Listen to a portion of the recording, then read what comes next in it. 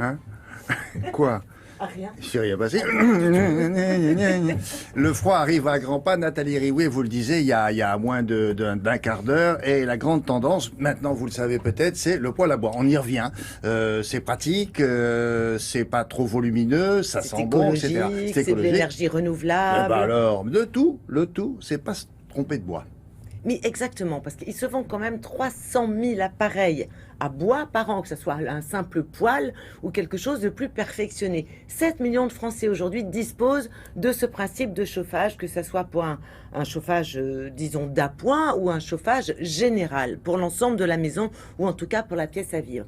Donc ça marche bien, surtout qu'au niveau performance, ça a beaucoup progressé, notamment ceux qui disposent d'un label qui s'appelle Flamme Verte et qui garantit le meilleur rendement, la meilleure efficacité énergétique et environnementale. Meilleur rendement, qu'est-ce que ça veut dire? Ça veut dire tout simplement moins de bois consommé pour une meilleure chaleur restituée. Il y a bon, c'est simple, c'est carré et que du bénéfice pour le consommateur. Oui, mais attention, le problème c'est que si vous utilisez un combustible qui convient mal, par exemple un bois trop humide, eh bien ça va d'abord dégrader les performances de votre appareil et puis il peut y avoir des émanations nocives. L'exemple typique, bon, évidemment, le bois humide, ça va encrasser le conduit de fumée, le conduit d'évacuation. Mais si, par exemple, vous Ça brûlez... fume. Et puis ça fume, absolument. Si vous brûlez un vieux meuble, un bois traité, un bois peint, là, vous pouvez avoir des émissions polluantes et toxiques. Oui. Donc ça dégrade non seulement l'appareil, mais votre santé. Donc là, attention. Donc comment bien choisir son bois? Ça a l'air évident comme ça ne l'est pas forcément. Parce que vous avez plusieurs essences de bois, lesquelles n'offrent pas le même rendement de chaleur. Et puis quand on est un peu novice, parce que 300 000 appareils achetés par an, ça veut dire quoi? Ça veut dire qu'il y a des gens qui découvrent le principe du chauffage au bois et qui ont peut-être du mal à repérer un bois humide d'un bois sec. Ça n'est pas aussi évident que ça.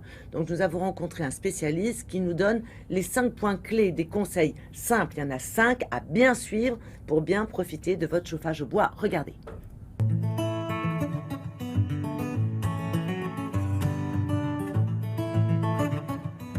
Choisir un bon bois de chauffage, il y a 2 règles. C'est choisir avant tout du feuillu, donc des chutes de chêne, des chutes de hêtre ou d'érable, plutôt que du résineux, parce que le résineux, il y a moins de pouvoir calorifique, donc moins de chaleur. Et puis deuxièmement, éviter des bois déjà utilisés du type traverse de chemin de fer ou chutes de meubles qui contiennent également des produits polluants qui sont mauvais pour la santé et mauvais pour l'appareil. Un bon bois de chauffage, c'est un bois qui est très sec, 20% d'humidité maximum. Pour garantir ce taux d'humidité, soit vous le testez avec un testeur d'humidité, soit vous faites confiance aux 2 labels qui existent sur le marché, NF Biocombustible Solide ou France Bois Bûche, qui vous donnent cette garantie. Le bois de chauffage en général est vendu par ster, c'est-à-dire 1 mètre cube.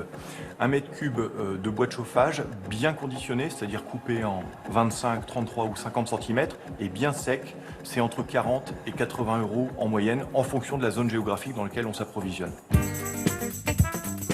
Si vous êtes amené à faire votre bois de chauffage vous-même, individuellement, aller chercher le bois en forêt, il vous faut sécher ce bois, donc sous abri, dans un endroit bien ventilé, et attendre 18 à 24 mois avant l'utilisation. La quantité nécessaire pour se chauffer sur une saison, sachant que le bois de chauffage est un complément, souvent couplé à l'électricité ou à d'autres types d'énergie, c'est environ, pour 100 mètres carrés, 100-120 mètres carrés, c'est 6 terres à l'année.